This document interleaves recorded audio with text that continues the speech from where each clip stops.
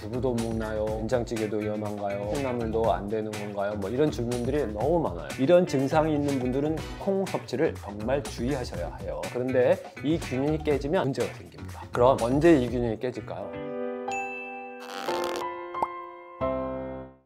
안녕하세요 여러분, 만성질환과 여성질환을 뿌리채 뽑는 뿌리의사 닥터루트 안창호입니다. 자, 오늘은 정말 뜨거운 논란의 중심에 있는 주제를 가지고 왔습니다. 바로 콩에 대한 이야기입니다. 요즘 SNS나 유튜브에서 콩에 대한 정말 극단적인 얘기들이 많이 돌아다니고 있거든요. 콩의 렉틴이 장벽을 뚫는다, 옥살산이 신장 결석을 만든다, 뭐 콩은 독이다, 이런 무서운 이야기들 말이죠. 특히 콩의 렉틴과 옥살산이 많은 이슈가 되었습니다. 댓글을 보니까 정말 많은 분들이 혼란스러워하고 계시더라고요. 두부도 먹나요? 된장찌개도 위험한가요? 뭐 콩나물도 안 되는 건가요? 뭐 이런 질문들이 너무 많아요. 그래서 오늘부터 콩에 대한 모든 것을 아주 정확하게 과학적 근거를 바탕으로 시리즈로 다뤄보겠습니다. 렉틴이 정말 위험한지, 옥살산이 얼마나 문제가 되는지, 그리고 진짜로 조심해야 할 사람들은 누구인지 명확하게 알려드리겠습니다. 특히 오늘은 가장 중요한 핵심부터 시작하겠는데요. 바로 이소플라본과 여성 호르몬의 관계예요. 사실 렉틴이나 옥살산보다 훨씬 더 중요하고 더 많은 사람들에게 직접적인 영향을 주기 때문이죠. 그래서 오늘 제가 결론부터 명확하게 말씀드립니다. 특히 여성분들은 너무 잘 들으셔야 돼요. 에스트로겐 우세증 증상이 있는 분들은 콩을 먹으면 안 됩니다. 하지만 반대로 에스트로겐이 부족한 분들에게는 콩이 천연보약 같은 역할을 할 수도 있어요. 그런데 문제는 이런 사실들이 유튜브나 SNS 상에서 굉장히 근거 없이 막 떠돌아다니고 있다는 거죠. 콩 무조건 나쁘다, 뭐 콩이 무조건 좋다, 뭐 이런 식으로 말입니다. 그래서 오늘 제가 논문과 과학적 근거를 바탕으로 제대로 정리해 드리겠습니다. 그럼 나는 어디에 해당되는 걸까요? 오늘 영상을 끝까지 보시면 여러분이 콩을 먹어도 되는지 아니면 내가 피해야 되는 사람인지 확실히 알 수 있을 거예요. 자, 오늘은 에스트로겐 균형 상태에 따라 콩을 먹어도 될지 아닐지 여기에 대해서 말씀드리고 하는데요. 자, 에스트로겐은 여성의 대표적인 성호르몬이죠. 에스트로겐이 우리 몸에서 생각보다 정말 많은 일을 하는데요. 생리 주기를 조절하고 임신을 준비하는 것은 기본이죠. 뼈를 튼튼하게 만들어서 골다공증을 예방하게 해주고, 나쁜 콜레스테롤은 줄이고 좋은 콜레스테롤은 늘려서 심장을 보호해줍니다. 기분도 조절해줘요.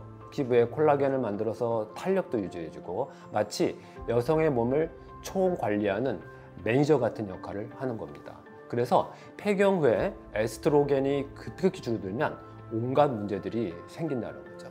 자, 에스트로겐이 작용을 하려면 우리 몸의 세포에 있는 수용체라는 것에 결합을 해야 해요. 마치 열쇠와 자물쇠 같은 관계죠. 그런데 이 수용체가 두 가지 종류가 있습니다. 첫 번째는 에스트로겐 수용체 알파, 좀 어렵죠. 이것은 주로 유방하고 자궁에 많이 있고 세포를 증식시키는 역할을 해요. 마치 자동차의 가속 페달 같은 거죠. 자, 두 번째는 에스트로겐 수용체 베타입니다. 뇌, 심장, 난소 등에 많이 있고 오히려 증식을 좀 억제해주고 보호하는 역할을 해줘요. 그래서 약간 이게 브레이크 역할을 해준다? 이렇게 생각하면 되겠습니다. 쉽게 비유하면 에스트로겐 알파 첫 번째는 가속 페달, 에스트로겐 수용체 베타는 브레이크 페달이라고 생각하시면 됩니다. 건강한 상태에서는 이들의 균형이 정말 잘 맞춰져 있어요.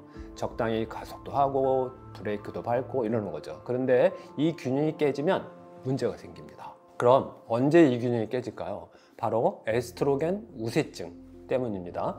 에스트로겐이 과다하게 분비되면 앞서 말한 에스트로겐 수용체 알파, 얘가 가속 페달을 과다하게 자극하는 상황이 되죠. 그러면 에스트로겐 수용체 알파를 과다하게 자극하면 암 발생 위험도가 증가할 수밖에 없어요. 이런 상황이 왜 생기는지는 이전 영상에서 자세히 다뤘거든요. 그쪽을 좀 참고해 주시면 될 거예요. 아마 제가 따로 올릴 거고요.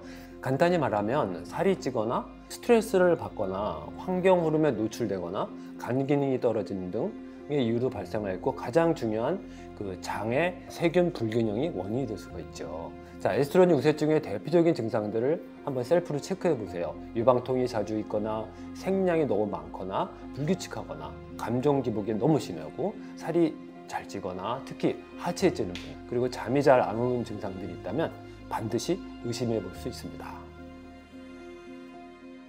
자, 이제 본격적으로 이제 콩 이야기를 해보겠습니다. 복잡한 용어들이 나올 텐데요. 최대한 쉽게 설명해 드릴게요. 자, 콩에는 아시는 바와 같이 이소플라본이라는 특별한 성분이 들어 있습니다. 이 이소플라본을 이해하려면 먼저 우리가 많이 쓰는 폴리페놀이라는 개념을 알아야 되죠. 그래서 폴리페놀을 간단히 말하면 식물이 자신을 보호하게 만든 천연 방어막이라고 생각하시면 돼요. 마치 식물이 자외선이나 해충으로부터 자신을 지키기 위해 만든 갑옷 같은 거죠. 이 갑옷이 우리가 먹었을 때는 항산화 작용을 해서 우리 몸을 보호해주는 거예요. 근데 폴리페놀은 정말 다양하죠. 많이 아시는 바와 같이 양파의 퀘리스틴, 블루베리의 안토시아닌, 녹차의 카테킨, 포도의 레스베라트롤, 이 모든 게 폴리페놀 가족입니다. 그리고 콩의 이소플라본도 이 가족의 일원이죠. 그런데 콩의 이소플라본은 다른 폴리페놀과 다른 아주 특별한 점이 있어요. 바로 피토에스트로겐의 한 종류라는 거예요. 피토는 식물이라는 뜻이니까 식물성 에스트로겐이라는 말이죠. 좀 헷갈릴 수 있으니까 한 번 더 정리해 보죠. 콩의 이소플라본은 폴리페놀의 한 종류면서 피토에스트로겐, 즉 식물성 에스트로겐이기도 합니다. 이게 왜 특별하냐면 이소플라본의 구조가 우리 몸의 에스트로겐과 너무 비슷하게 생겼어요. 마치 쌍둥이처럼요. 그래서 우리 몸에서 에스트로겐 수용체에 결합할 수 있는 거죠. 콩의 주요 이소플라본은 정말 똑똑하게 작용합니다. 어떻게 스마트하냐면요, 이들은 썸처럼 작용해요. 좀 어려운데 SERM이 뭐냐면 쉽게 말해서 상황 판단을 할 줄 아는 똑똑한 에스트로겐이라고 생각하시면 됩니다. 마치 AI처럼 상황을 보고 얘가 판단을 해요. 예를 한번 들어보죠. 폐경기 여성처럼 에스트로겐이 너무 부족한 상황에서는 내가 에스트로겐이 부족하네, 그럼 내가 에스트로겐 역할을 해야겠네 하고 얘가 에스트로겐 수용체에 반응을 해서 그것처럼 작용하는 거예요. 반대로 에스트로겐이 너무 많은 상황에서는 이거 에스트로겐이 너무 많아, 그럼 내가 이 에스트로겐이 들어오기 전에 자리를 차지해서 다른 에스트로겐이 못 들어야겠다, 이렇게 생각을 하고 작용을 해요. 마치 브레이크 역할을 하는 겁니다. 그래서 일반적으로 콩은 대부분의 사람들에게 좋은 영향을 주거든요.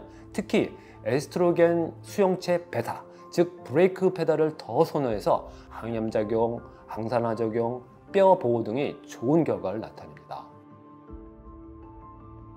자, 이소플라본이 에스트로겐 우세증 환자에게는 위험한 이유. 자, 그런데 문제는 에스트로겐 우세증 환자에게는 이야기가 완전히 달라진다는 거예요. 왜 그럴까요? 이걸 이해하려면 앞서 말한 가속 페달과 브레이크 페달 비율을 다시 한번 생각해 보세요. 에스트로겐 우세증 환자는 이미 가속 페달을 너무 많이 밟고 있는 상태잖아요. 그럼 자동차가 이미 가속하고 있는 거죠. 자, 문제는 이소플라본이 브레이크 페달만 밟는 게 아니라는 거예요. 가속 페달도 어느 정도 밟을 수 있거든요. 일반적인 상황에서는 이게 문제가 안 돼요. 근데 에스트로겐 우세증으로 에스트로겐 수용체 알파가 아주 민감한 상태가 되거든요. 이럴 때는 문제가 될 수 있다는 거예요. 자, 실제 연구를 한번 봐요. 2021년도 안티옥시던트라는 학술지에 발표된 연구에서는 이렇게 말하죠. 이소플라본의 에스트로겐 활성은 약하거나 중간 정도지만 에스트로겐이 아주 풍부한 환경이나 에스트로겐 수용체 알파 발현이 증가한 개인에서는 이소플라본이 추가적인 효능제로 작용해서 조직 증식을 더욱 자극할 수 있다고 했어요. 자, 또 다른 문제는 갑상선이죠. 이소플라본은 갑상선 기능을 억제할 수 있답니다. 갑상선은 우리 몸의 신진대사를 조절하는 중요한 기관인데 이게 만약에 억제되면 호르몬 불균형이 더 심해질 수 있거든요. 그리고 용량도 중요해요. 연구에 따르면 하루 100mg 이상의 이소플라본을 장기간 섭취하면 자궁내막 증식 위험이 증가하고 또한 월경 이상이 생길 수 있다고 합니다.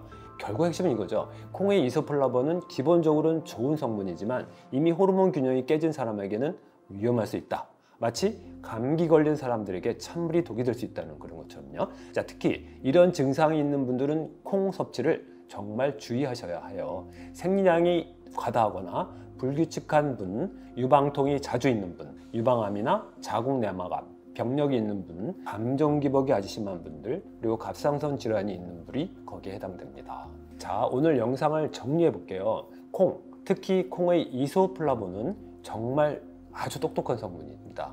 상황에 따라서 에스트로겐 리셉터 알파에서 세포 증식을 촉진하는 역할도 하고, 에스트로겐 수용체 베타에서는 억제하는 역할도 하죠. 그래서 대부분의 사람들, 특히 에스트로겐이 부족한 폐경기 여성들에겐 정말 좋은 천연 보약이 될 수 있어요. 하지만 에스트로겐 우세증이 있는 분들에게는 조심해야 할 식품이 될 수 있습니다. 이미 가속 페달을 막 밟고 있는 상황에서 가속 페달을 한 번 더 탁 쳐주는 그런 위험이 있기 때문이죠. 자, 그럼 어떻게 판단을 할까요? 일단 본인의 증상을 셀프로 체크해 보세요. 유방통, 생리과다, 감정기복, 특히 하체 비만 등의 증상이 있다면 에스트로겐 우세증을 의심해 볼 수 있고, 이런 경우는 콩 섭취를 줄이는 것이 좋겠죠. 하지만 이것만으로는 충분하지 않죠.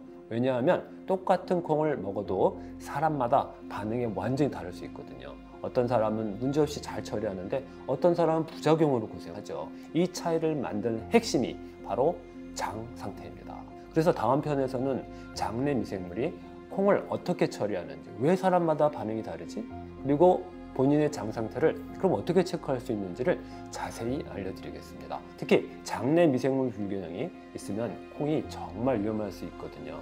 똑같은 콩도 건강한 장에서는 약이 되고 건강하지 못한 장에서는 독이 될 수도 있어요. 그리고 안전한 콩 섭취량과 식생활에서 어떻게 적용할 수 있는지도 구체적으로 알려드릴 예정입니다. 자, 오늘 영상이 도움이 되셨다면 좋아요와 구독 부탁드리고요. 그리고 댓글로 여러분의 경험이나 궁금한 점도 들려주세요. 다음 편에서 더 실용적이고 구체적인 정보로 만나겠습니다. 지금까지 만성질환과 여성질환을 뿌리를 뽑는 뿌리서 닥터루트 안창호였습니다.